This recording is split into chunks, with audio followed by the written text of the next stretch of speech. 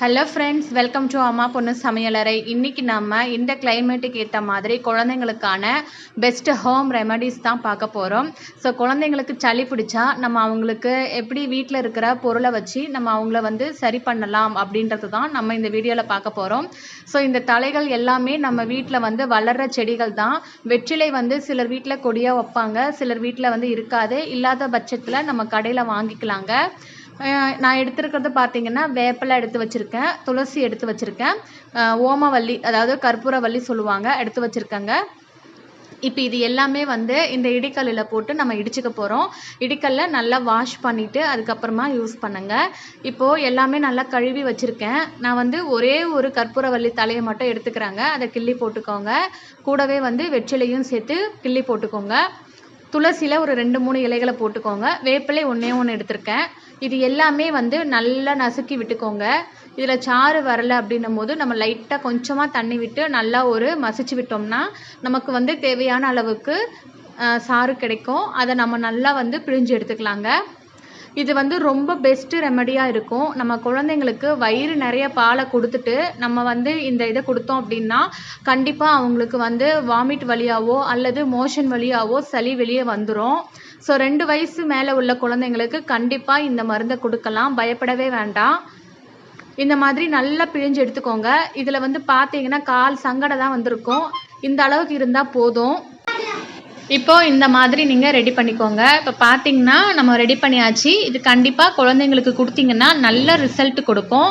சில குழந்தைங்கள்லாம் நல்ல சளி கட்டி மெஞ்சி சளி கட்டி போயிருக்கும். அந்த மாதிரி உள்ளவங்களுக்கு இந்த மாதிரி கொடுக்கலாம். வாரத்தில் 1 நாள் கொடுங்க, அதிகபட்சமாக 2 நாள் கொடுக்கலாம், அதுக்கு மேலே கொடுக்காதீங்க.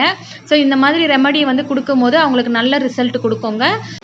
நெக்ஸ்ட்டு ரெமடி நம்ம எப்படி செய்யலாங்கிறத பார்க்கலாம். இப்போ தாளிப்பு கடாய் ஒன்று எடுத்துக்கோங்க.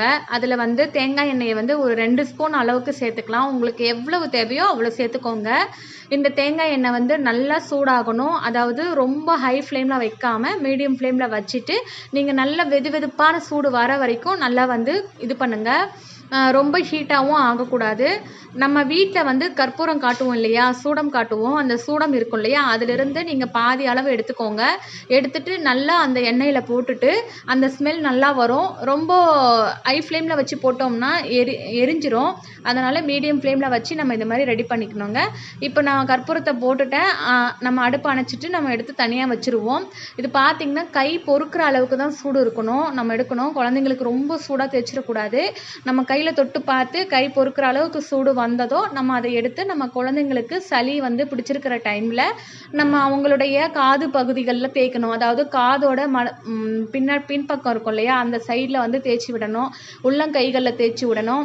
அதே மாதிரி மூக்குக்கு சைடில் தேய்ச்சி விடணும். ஏன்னா அவங்களுக்கு சளி பிடிச்சிருக்கு அப்படின்னும் போது நல்லா ஃப்ரீயாக மூச்சு விட கஷ்டப்படுவாங்க. ஸோ அந்த மாதிரி இருக்கும்போது நம்ம இந்த மாதிரி நெத்தியில் நெஞ்சிலெல்லாம் தடவி விடணும். உள்ளங்கால் உள்ளங்கைகளெல்லாம் நல்லா தடவி விட்டோம்னா நல்லா தூங்குவாங்க. சில குழந்தைங்கள்லாம் நைட்டு தூங்கும்போது வாயை திறந்துக்கிட்டே தூங்குவாங்க. அந்த மாதிரிலாம் இருக்காது, ஒரு நல்ல ரிசல்ட் கொடுக்கும். ஸோ இதை ட்ரை பண்ணி பாருங்கள். நம்ம நெக்ஸ்ட்டு என்னன்றதை பார்க்கலாம். அடுத்ததாக பார்த்தீங்கன்னா அதே மாதிரி தாளிப்பு கடாயில் கொஞ்சமாக எண்ணெய் விட்டுட்டு வெற்றிலை எடுத்துக்கோங்க. வெற்றிலையை ஒரே ஒரு வெற்றிலையை நல்லா கிள்ளி அதில் போட்டுருங்க. அந்த எண்ணெயோடு சேர்த்து அந்த வெற்றிலையில் இருக்கிற காரத்தன்மை நல்லா அந்த எண்ணெயில் சேர்ந்துடும். சேர்ந்ததுக்கப்புறமா நம்ம அந்த வெற்றிலையை தனியாக எடுத்துடலாம். எடுத்துட்டு அந்த எண்ணெயை இப்போ நம்ம கற்பூரம் செஞ்சோம் இல்லையா, அதே மாதிரி நம்ம குழந்தைங்களுக்கு சளி எங்கெங்கெல்லாம் பிடிச்சிருக்குமோ இந்த காது பகுதிகளெல்லாம் நல்லா தேய்ச்சி விடுங்க. ஏன்னா சைட்லலாம் நல்லா நீர் கட்டி இருக்கும் குழந்தைங்களுக்கு சளி பிடிச்சாலே. அந்த மாதிரி பிரச்சனைகள்லாம் சரியாயிடும். நல்லா நம்ம தடவி விட்டு ஒரு மசாஜ் கொடுக்கணும். அதே மாதிரி நெஞ்சு பகுதிகளெல்லாம் நம்ம ஒரு மசாஜ் கொடுத்தோம் அப்படின்னா நெஞ்சில் கட்டியிருக்கிற சளி எல்லாமே அறுத்துக்கிட்டு வெளியே வந்துடும். நல்ல ஒரு ரிசல்ட் கொடுக்கும். இதை நீங்கள் ட்ரை பண்ணி பாருங்கள். கை பொறுக்கிற அளவுக்கு மட்டும்தான் சூடு இருக்கணும். ரொம்ப சூடாக குழந்தைங்களுக்கு வச்சிடாதீங்க. இந்த ரெமடி நல்ல ரிசல்ட் கொடுக்குங்க. நெக்ஸ்ட்டு பார்த்தீங்க அப்படின்னா கற்பூரவல்லி தலைகளை இந்த மாதிரி எடுத்துக்கோங்க. நம்ம குழந்தைங்களுக்கு பத்து போடுறதுக்காக இதை பயன்படுத்தலாம். சளி ரொம்ப அதிகமாக இருக்குன்ற சுச்சுவேஷனில் நம்ம இந்த மாதிரி ஒரு ஸ்டிக்கில் நீங்கள் இந்த மாதிரி குத்திக்கோங்க. குத்திட்டு அடுப்பில் லைட்டாக அனல் வச்சுட்டு நம்ம ஜஸ்ட்டு வாட்டணும்.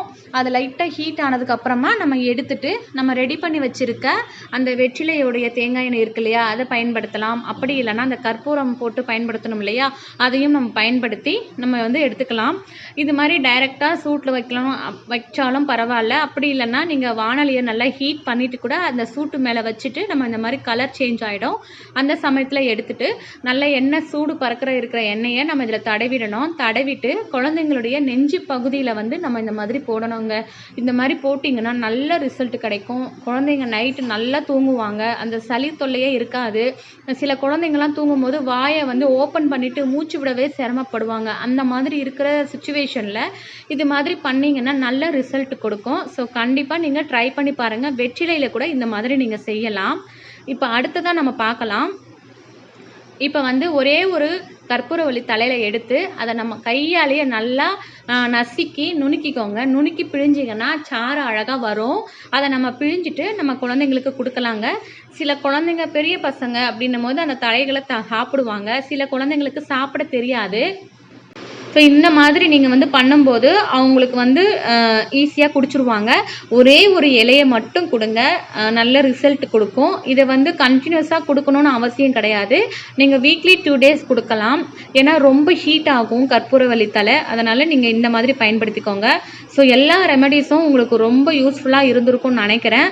ஸோ மறக்காமல் ட்ரை பண்ணி பாருங்கள். ட்ரை பண்ணி பார்த்துட்டு எப்படி இருக்குன்னு கமெண்ட்டில் சொல்லுங்கள். இந்த வீடியோ பிடிச்சிருந்தால் லைக் பண்ணுங்கள், ஷேர் பண்ணுங்கள், சப்ஸ்கிரைப் பண்ணுங்கள். எல்லோரும் இன்புற்றி வாழ்க. நன்றி.